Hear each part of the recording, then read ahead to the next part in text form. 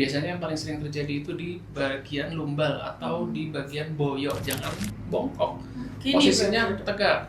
Nah, kalau misalnya tidak ada 6 yang saya sebutkan tadi, kemungkinan besar itu bukan saraf kejepit.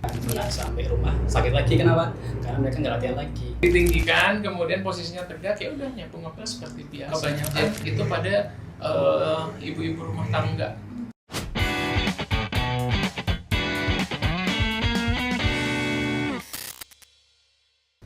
Halo teman-teman, selamat datang di Deep Talk Klinik Elisa. Hari ini kita bakal bahas topik yang sering banget dikeluhkan banyak orang, yaitu saraf kejepit atau HMP. Hari ini ada dua narasumber kita yang keren. Yang pertama Dr. Gian.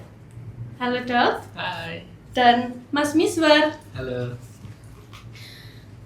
Dok, mungkin bisa dijelaskan dulu sebenarnya apa sih yang dimaksud HMP atau saraf kejepit itu sendiri? Oke, terima kasih Mbak Yu. Jadi HNP itu adalah hernia nucleus pulposus. Singkatannya itu HNP atau orang awam bilangnya itu saraf kejepit. Nah, saraf kejepit itu apa? Jadi ada iritasi dari radix atau dari akar sarafnya di tulang belakang.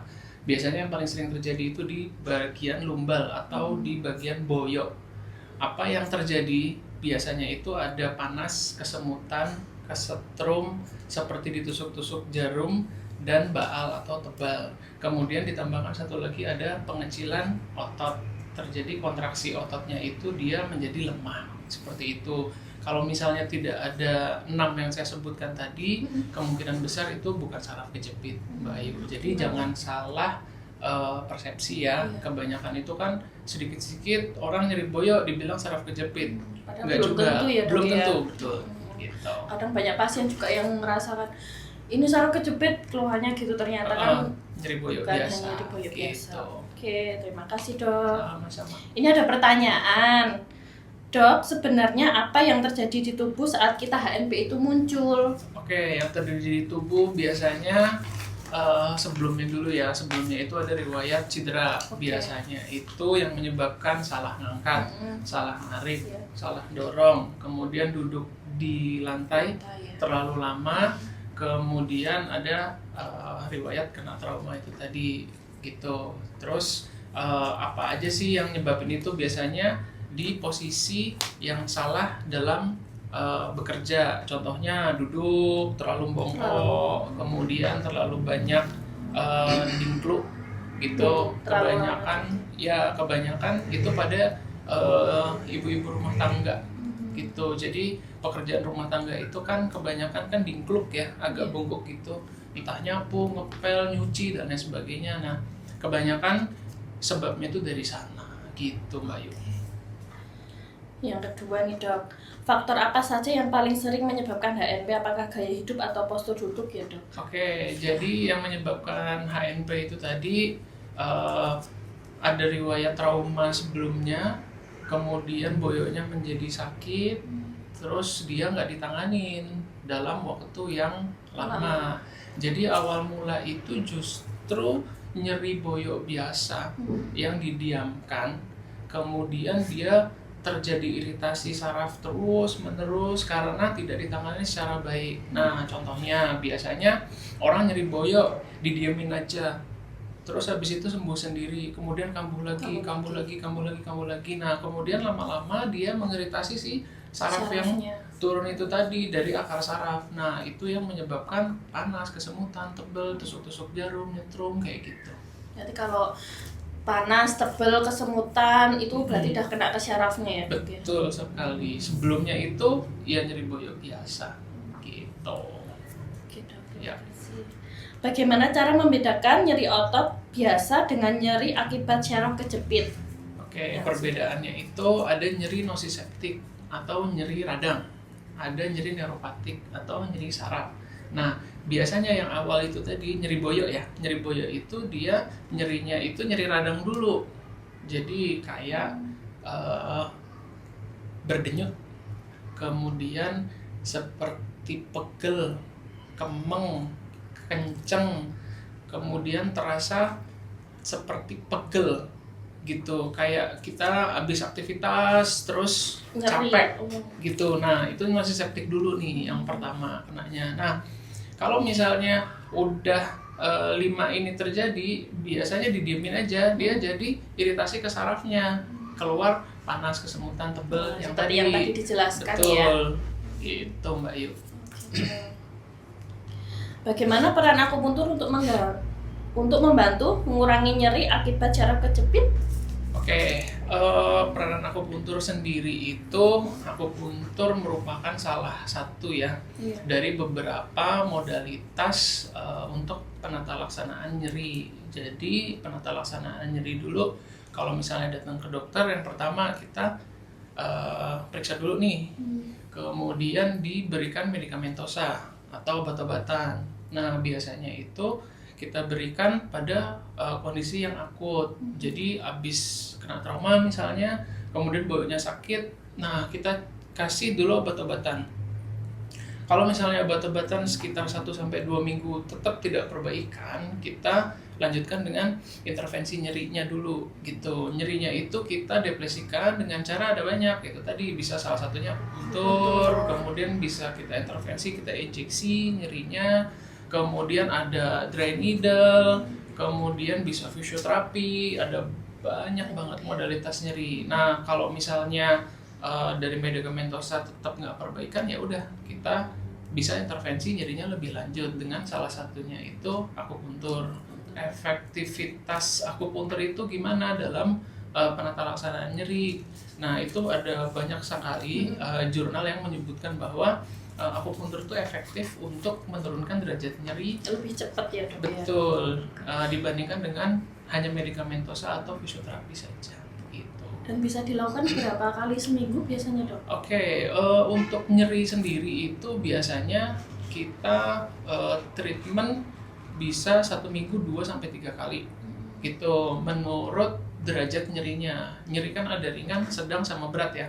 Kalau misalnya nyerinya sedang sampai berat itu kita bisa intervensi antara 2-3 hari sekali gitu. Gitu ya teman-teman ya. Nah sekarang dari sisi fisioterapi, terapi apa saja yang paling sering digunakan dan bagaimana untuk membantu pemulihan pasien HNP, Mas? Oke, terima kasih Mbak Ayu. Jadi fisioterapi itu kan lebih ke penunjang ya, jadi pelengkap dari tiga sebutkan tadi. Jadi ada 4 treatment di kita Mbak fisioterapinya. Yang pertama dikasih elektroterapi atau terapi strom, nanti kita semua intinya. Nah, tujuannya untuk apa? Untuk ngeblok nyerinya, benar paling mana gitu Mbak.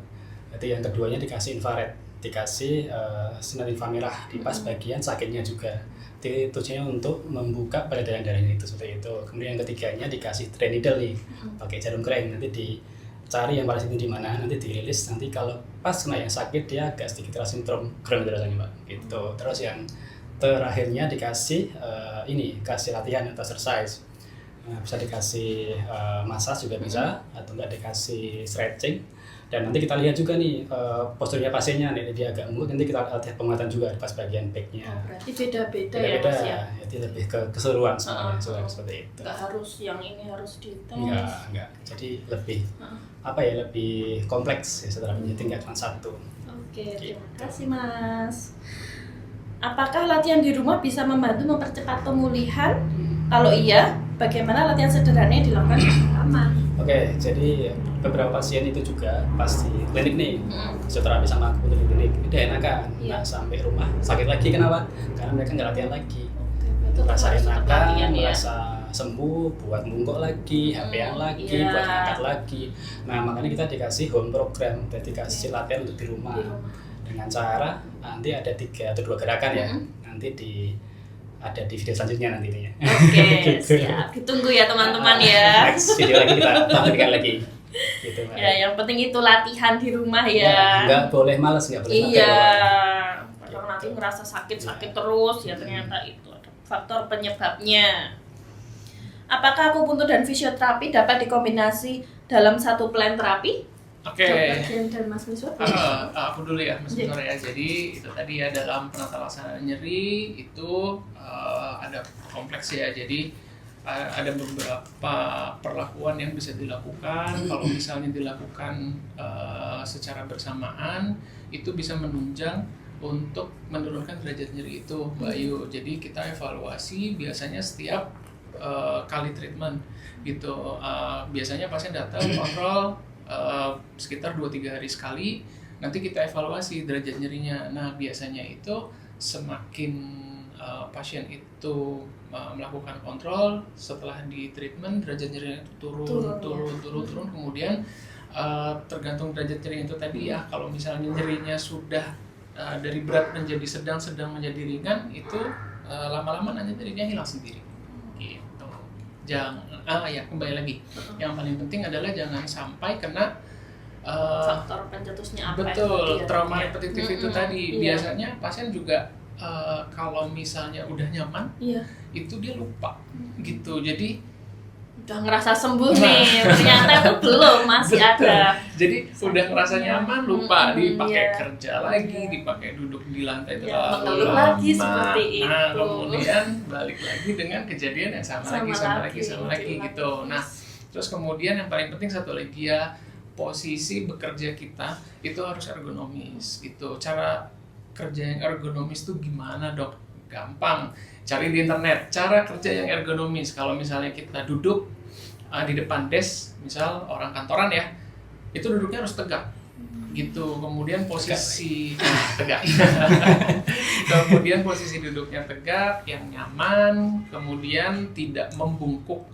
Nah, Dok, kalau ibu rumah tangga kan sering nyapu ngepel, gimana? Harus posisinya ya, nyaman gitu, gampang, jangan bongkok. Gini, posisinya tegak.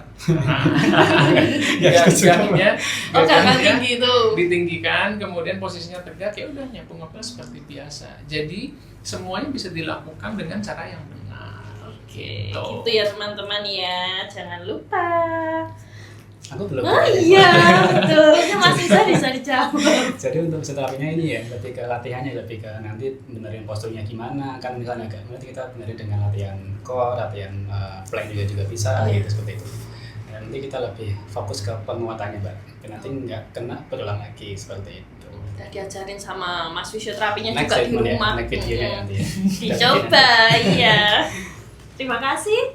Terakhir, apa tip dari dokter dan fisioterapi agar bisa menjaga tulang belakang agar tercegah dari HNP atau saraf kejepit? Oke, tipsnya dari saya, jauhin semua yang menyebabkan nyeri. Contohnya posisi kerja tadi. Kemudian kalau misalnya ada sesuatu hal yang mengganggu lebih dari 5 hari, segera konsultasikan ke dokter gitu. Nanti dokter akan merekomendasikan apakah ini cukup dengan obat-obatan saja atau dikombinasi dengan modalitas untuk intervensi nyeri yang lain gitu. Nah, semakin cepat teman-teman berobat itu semakin cepat sembuh juga gitu. Itu kalau dari saya, Mas Biswan. Oke. Untuk dari fisioterapinya ini ya, hindari gerakan bungkuk yang paling penting.